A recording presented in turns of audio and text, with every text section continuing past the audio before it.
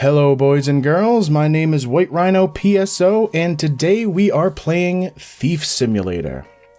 Now, I don't really know a whole lot about this game yet. So far, I've watched about 30 minutes of it on the Splattercat Gaming channel on Twitch, and I've only played it long enough to make sure that it ran on my computer and that I could capture footage of it. But I have enjoyed games put out by both the developer and the publisher in the past, so I'm pretty confident that I'm going to like this one. Now, with all of that being said, there is one thing that I think I've figured out about this game, and that is that Thief Simulator is a little different from your standard simulator game. In most of the ones that I've played, like Car Mechanic Simulator, Farming Simulator, or Euro Truck Simulator, there's no real story. It's just endless gameplay centered around simulating a particular job. With Thief Simulator, there does seem to be a specific beginning and end. Now, this doesn't necessarily make it a bad simulator game. It just means that eventually you're going to reach a point where you beat the game. So that's just something to keep in mind if you decide to pick this game up for yourself. And now that all of that's out of the way, let's actually get started.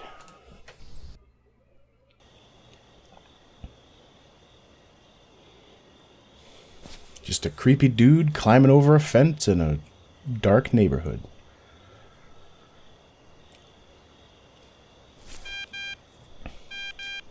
Alright, we seem to have a phone call from a guy named Vinny. Hey, it's me, Vinny. Pick up that crowbar and listen up. We got a lot of ground to cover. Alright. E to pick up the crowbar. Why did he give me a different phone call rather than just staying on the phone while I picked up a crowbar? The Lombardis paid you bail. They're generous men, but they're all about reciprocity, if you get what I mean. Let's see if you're up to the job. Knock over that house for me. The last one. Alright, it seems to be a tutorial begging for my attention. Quick slot. You can add items to the quick slot for fast usage. Go to inventory, select an item, and press the quick slot button. Alright, so I for inventory. That brought me to the menu. Okay. Crowbar, quick slot. I'll put it there.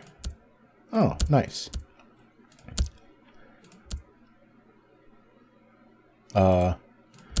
Great, now I have it on multiple inventory slots.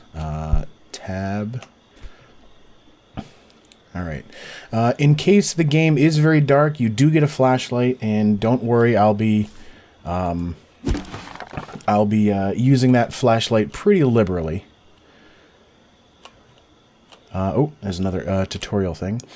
Sneaking. Sneaking allows you to make less noise, but it will make you slower. The default is the C button. You can also lean by holding space and left and right. Oh, that's pretty neat. Though, when you hold the space bar down, you can no longer move the mouse to change where you're looking. Yeah, one of the few things I've noticed is that this game sort of has stealth mechanics a bit like Thief. Like on the left side, you can see that little wiggly line is the amount of sound I'm making, and next to that is an eyeball, and currently it's darkened with a slash to let me know that I'm currently not... people can't see me. So avoid the light. Another tutorial. Light invisibility. When sneaking around at night, it's best to avoid well-lit places. Your flashlight will also make you easy to spot. So, just gonna stay in the shadow. While testing things out, I found out that if that guy over there... This is R to mark him for 10 experience, but I can't mark him. Can I mark him with an empty hand? No, I guess not. But yeah, if that guy sees you, it straight up... It forces you to reload previously into the game. Oh, because that's not going to alert the guy in the next the next backyard. Hey, some dope left a flashlight on the ground. Take it, but don't let nobody see the light and call the cops. Alright, pick up the flashlight. So now anytime I hit F, I can get a nice bright beam of light, but like the game says, if people see that, it's going to make it easier to spot me. Alright, break the window. And then most of the things that you can open or shut seem to be able to be done fast and loud or slowly and quieter. So open it slowly, climb through the window, and flashlight. Oh, another phone call. Good job. Time to redistribute a little wealth. Alright. Tutorial flashlight will help you see the loot in the dark. Remember, you are easier to detect with the flashlight on. Also, there is hiding spots, so if people see me and I have to hide from the cops, I guess I can do it under beds and in dumpsters. So, now this is what all the game is about. Stealing money. And apparently pots and pans and kettles. That is a locked door.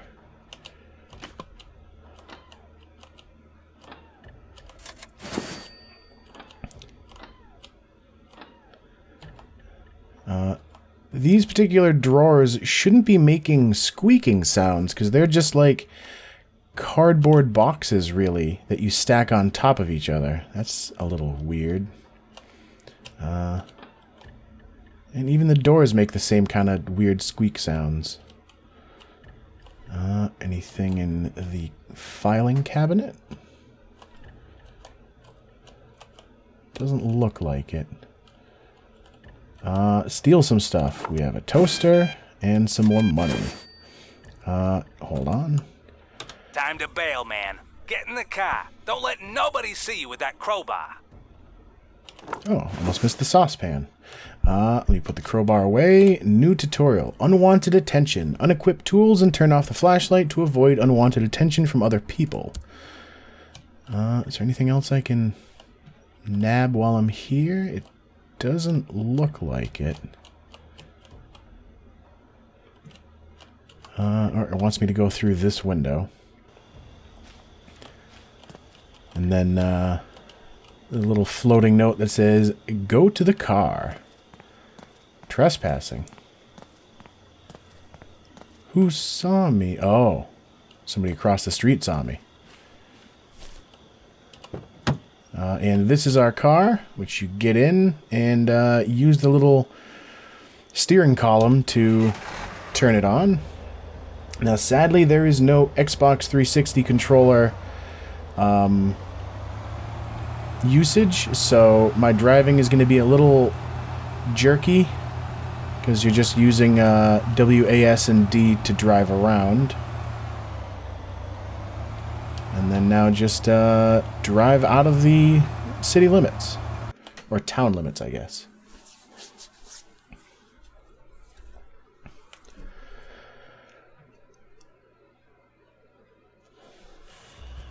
Alright, I get a summary for my mission. Completed stealth bonus and some experience for stealing a bunch of kitchen stuff. Thief rating B. New hints available. Story, go inside. I wish this guy would stay on the phone for more than like 12 seconds. Good job, man. This just might work. Go get some sleep and we'll pick this up in the morning. Alright. Yeah, so this is our thief hideout. Alright. I've got a trash can, apparently. Eventually, I know you can steal cars and work on them, which I think the guy that developed this helped with Car Mechanic Simulator, but I'm not sure. And over here is storage, so I could offload a bunch of stuff if I wanted to. Which, something that is nice about the game is that you have a maximum amount of space in apparently the backpack that you never actually see on your character. So you can't just steal everything that isn't bolted down. You have to make short trips, like in and out of places, and then go off to the pawn shop to steal things. Alright, so he wants me... that's kind of weird. So he wants me to go to sleep. And it is midnight, so let's give ourselves a nice 8 hours. How does this guy know that I am immediately awake now? Check the computer. There's a few things I need to tell you. Alright, that's... Oh, this is like hacking stuff, so I guess this is the computer. Tools for Thieves lets you buy new kit online. But you might not have what it takes to use them all. Click on Steal Your Forum. Alright, so Tools for Thieves, like he said, lets you buy different equipment. So flashlight I've already got, crowbar I've already got, lock picks I've got $45. I think I'm gonna hold off on that. I'm just gonna go through what he wants for the tutorial for now. So Steal Your Forums. Here you can buy secrets. Hot tips on what's where, who's guarding it, who leaves the door unlocked, whatever. Check out what I wrote on Greenview 109. Alright, so part of the tutorial is that these particular hints are free to purchase, and this is 109. There's only one neighborhood currently in the game, but I have heard the developer mention on the forums that he's planning on adding more content to the game, like more neighborhoods and such. So this is 109, the Martins. Easy to break the damaged wooden fence in the back. Possible loot. There's an old TV worth $1.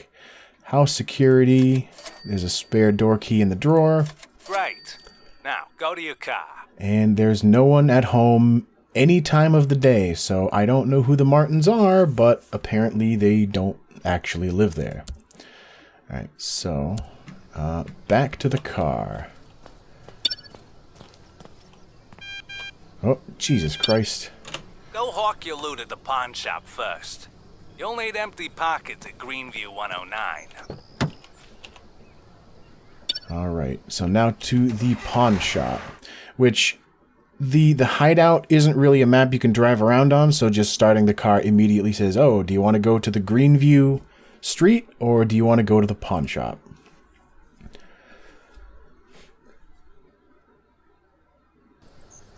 Alright,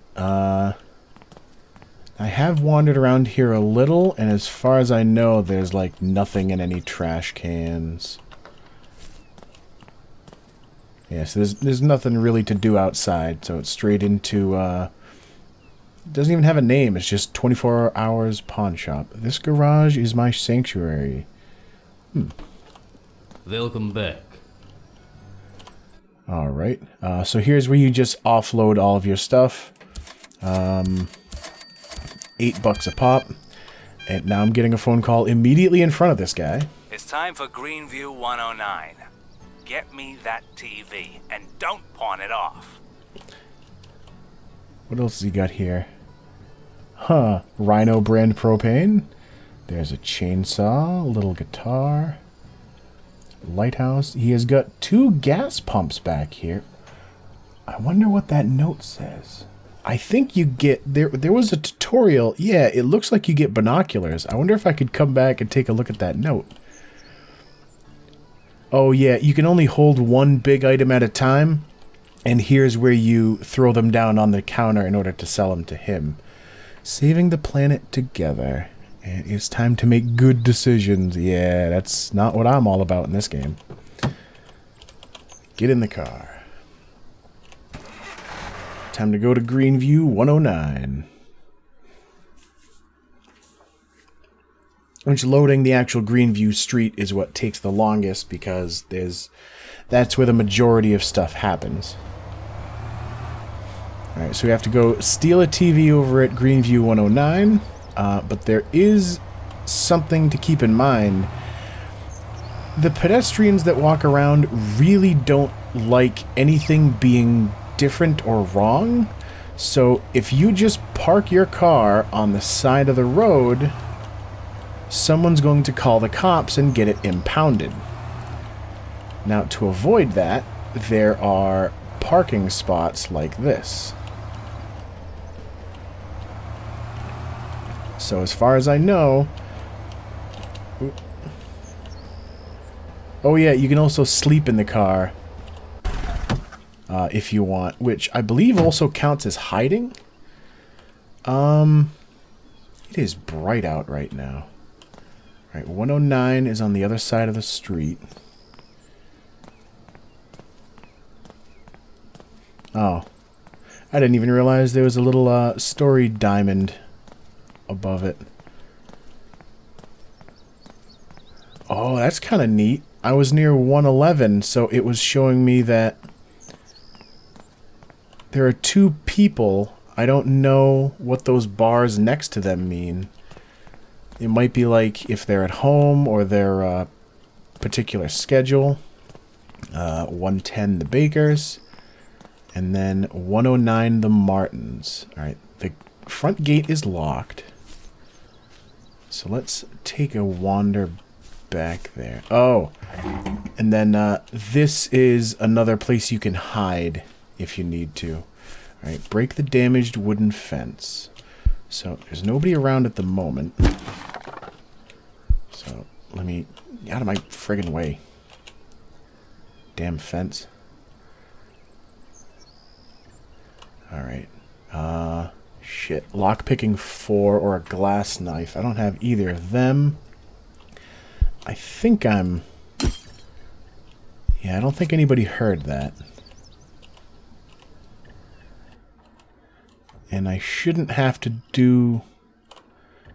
Alright. It's just money laying around on the floor in near trash bags. Yep, there's a toaster. There's a pot.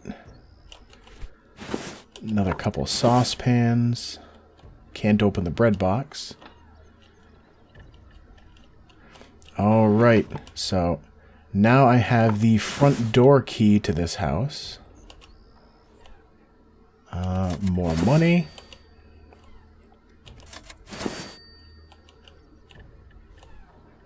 Alright, nothing in there. So the old TV is considered a large item, which there's a tutorial about that. Big items. To steal a big item, like a TV or printer, put it in the car's trunk and drive home. To sell big items at the pawn shop, you need to put them next to the pawn shop owner. Pretty much like I just said. Now, the bad news is that you actually cannot interact with different things while holding a large item. So there are people walking the street right now, so I think I'm going to try and sneak out the back. Yeah, there are a lot of people wandering around right now.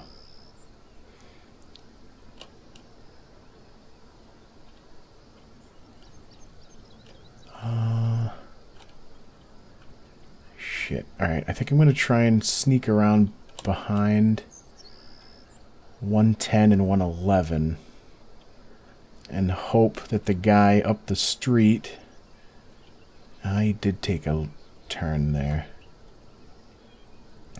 So I currently can't be seen.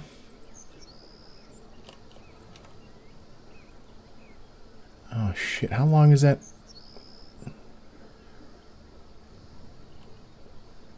Well, that's still their property.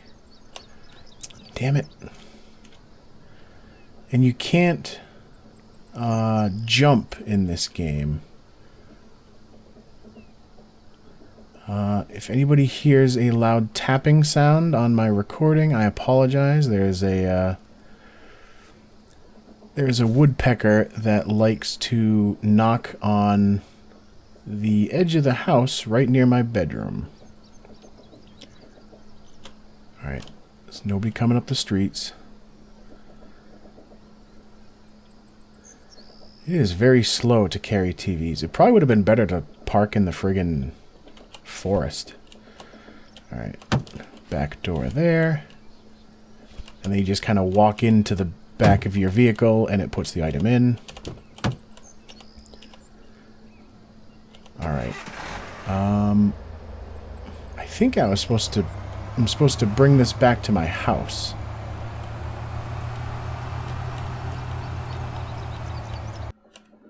Back home.